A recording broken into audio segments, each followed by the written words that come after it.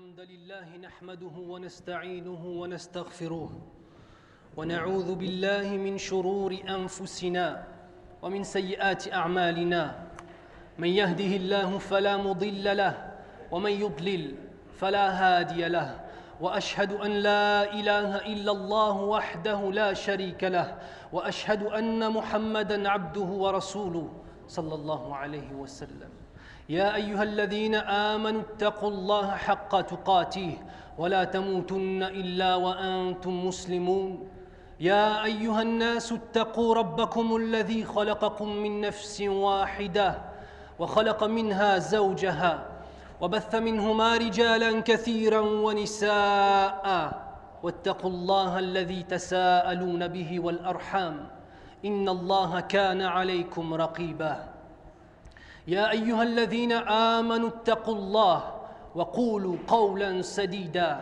يصلح لكم أعمالكم ويغفر لكم ذنوبكم ومن يطع الله ورسوله فقد فاز فوزا عظيما فإن أصدق الحديث كتاب الله وخير الهدي هدي محمد صلى الله عليه وسلم وشر الأمور محدثاتها وكل محدثة بدعة وكل بدعة ضلالة وكل ضلالة في النار ثم أما بعد. La louange appartient à celui qui créa les cieux et la terre ainsi que tout ce qu'ils contiennent sans que cela ne le fatigue.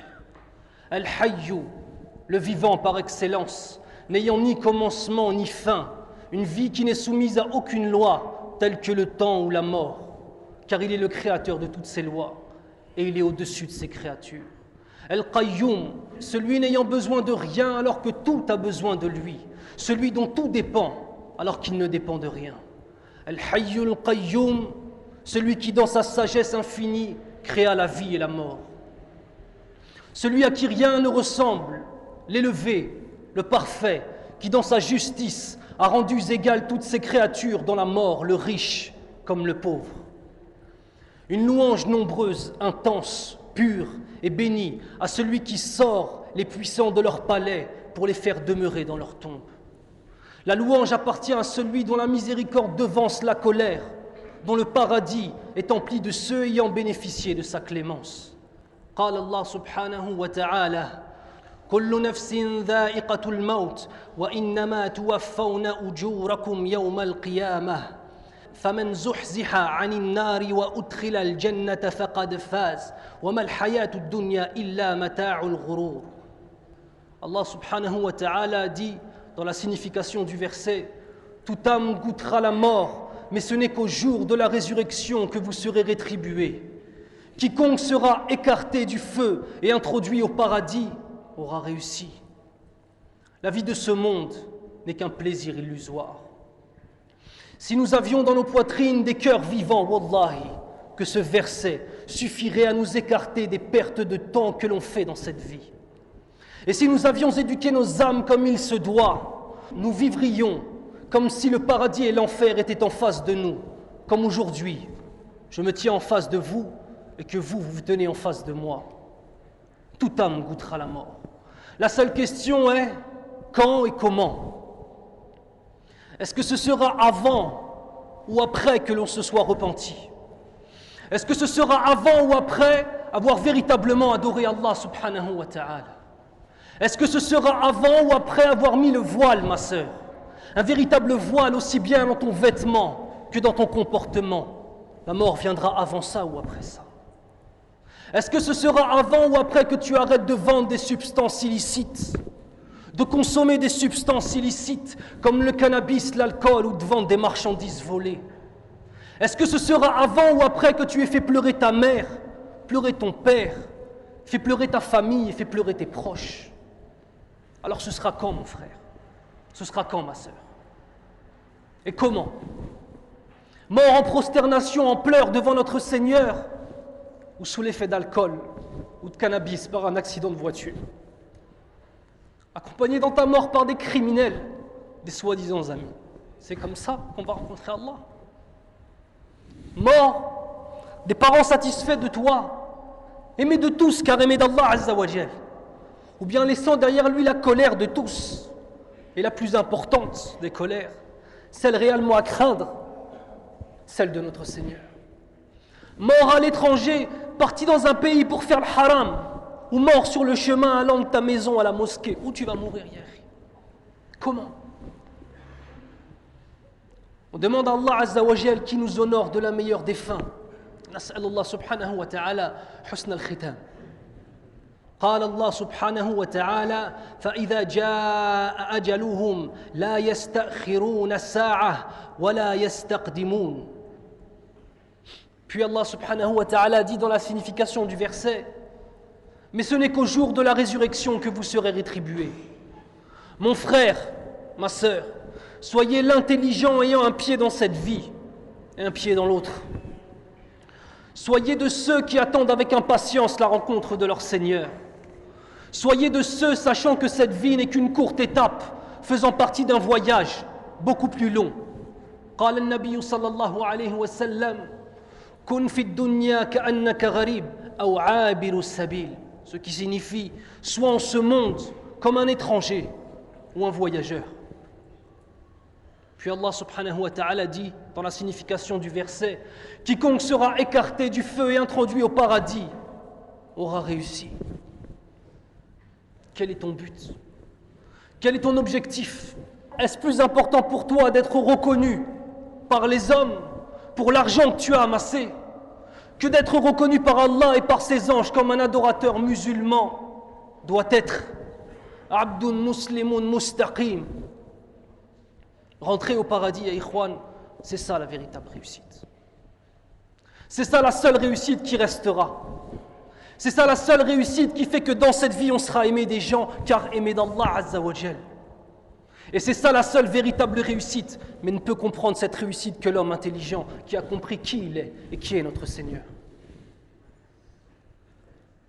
Cette vie s'appelle la vie éphémère car elle ne dure pas, à l'inverse de l'éternité dans l'au-delà.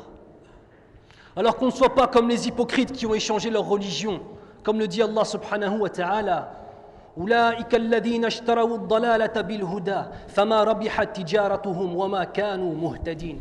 Ce qui signifie, ce sont ceux qui ont troqué, c'est-à-dire échangé, le droit chemin contre l'égarement. Eh bien, leur négoce n'a point profité, ils ne sont pas sur la bonne voie. La vie de ce monde n'est qu'un plaisir illusoire. وقال النبي صلى الله عليه وسلم أكثروا ذكر هادم اللذات. Le prophète a dit sallallahu alayhi wa sallam: remémorez-vous fréquemment celle qui détruit tous les plaisirs. Que restera-t-il de ces passions que tu as suivies après ta mort? Qu'est-ce qu'il en restera? Et les passions, ça peut être passion avec les femmes, ça peut être la passion avec la musique, ça peut être aussi la passion de l'argent. Ça peut être aussi la passion de tout délaisser, délaisser ses enfants pour ne se consacrer qu'à son travail. Ça peut être la passion de sacrifier sa religion pour pouvoir s'acheter une maison même au pays. Je ne suis pas en train simplement de m'adresser aux jeunes qui sont souvent meftoun, qui ont la tentation des femmes.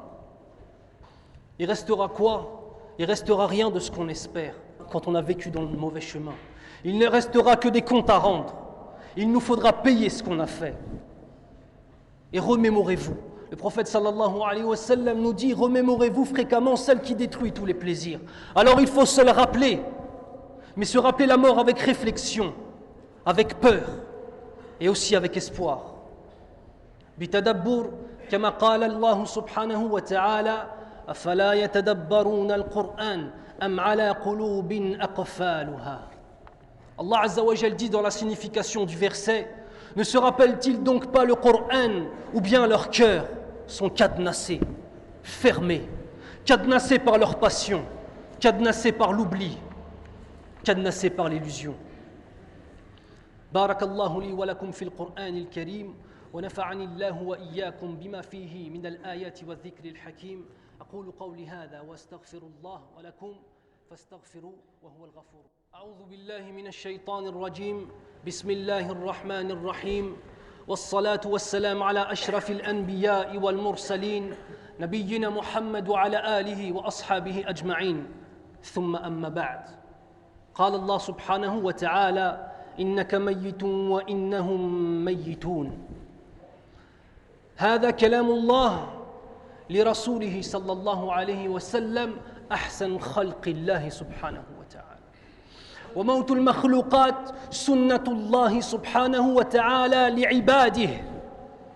قال رسول الله صلى الله عليه وسلم في سكرة الموت: لا إله إلا الله إن للموت السكرات.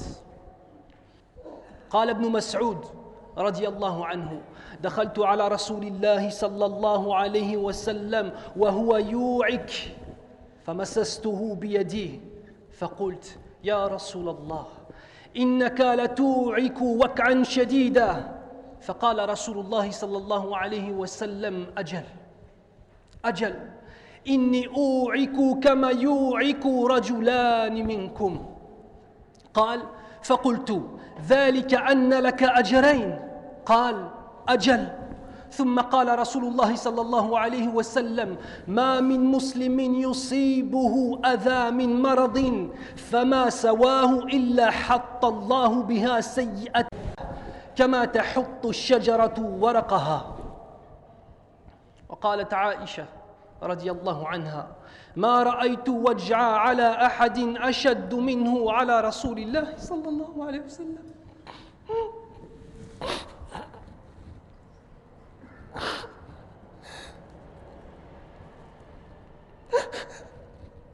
صلى الله عليه وسلم. وخرج النبي صلى الله عليه وسلم في الصبح اليوم الذي لحق فيه بالرفيق الأعلى.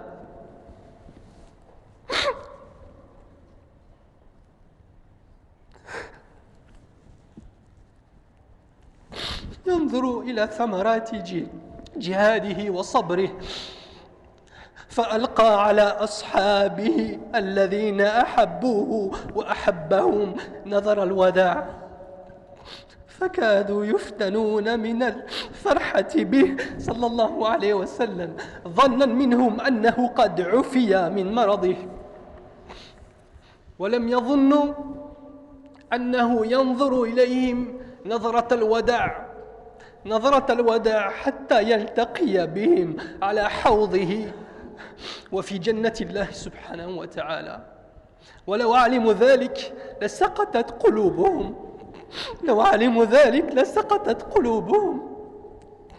وآخر ما تكلم به رسول الله صلى الله عليه وسلم ما هو: اللهم الرفيق الأعلى. Allah Azza wa Jal dit dans le Coran: en vérité tu mourras et ils mourront eux aussi. Cette parole de vérité absolue est la parole d'Allah Azza wa Jal à son prophète sallallahu alayhi wa sallam, lui rappelant la réalité de la morsure, de la mort pour toutes ces créatures. En vérité tu mourras.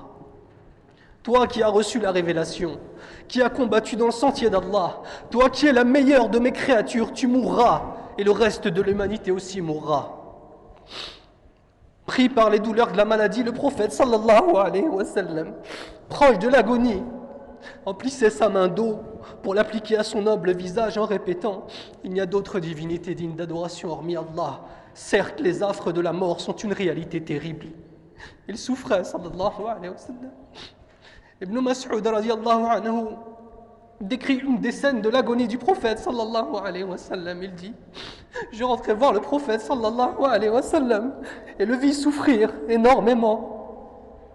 Je pris donc sa main en disant: certes, ya Rasulallah, tu souffres énormément. L'envoyé d'Allah de lui répondre: oui, je souffre comme deux hommes d'entre vous. Puis il dit: est-ce parce que tu as deux récompenses d'entre nous? Le prophète sallallahu alayhi wa sallam de lui dire: oui.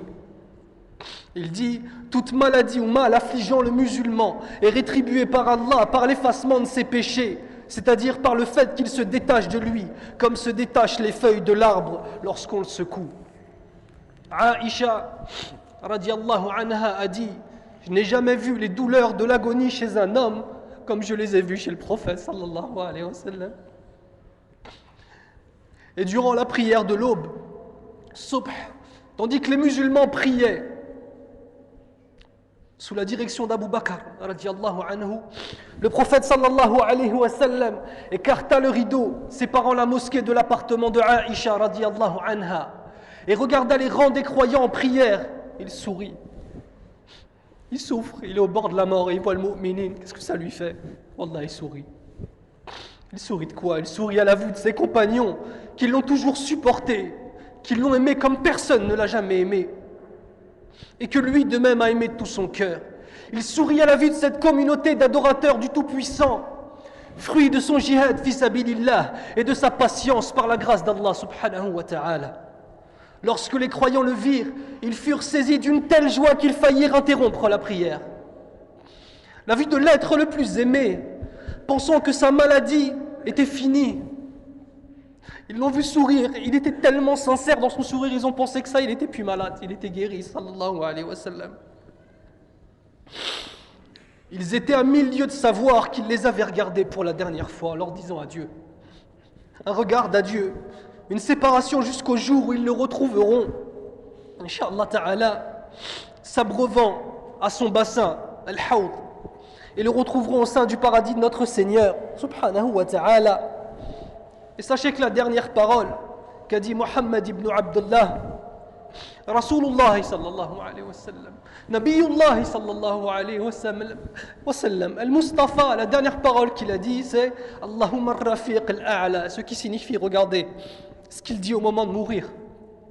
Oh Allah, je t'implore de m'accorder la compagnie suprême.